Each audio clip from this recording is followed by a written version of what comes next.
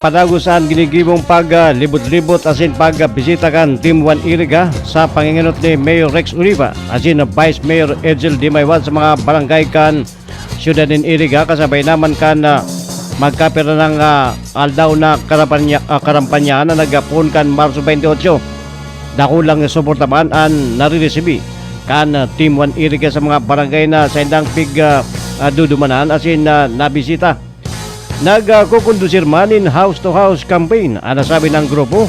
ngarik na ipasabot sa mga residentes na nasendang nadumanan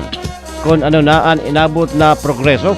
asin na asenso kan Siyudad din Iriga asin kan mga ilalatag pang programa kan Arriba Administration sa panginginot ni Mayor Rex Oliva na dakulang pakinabang sa mga Irigdinyo.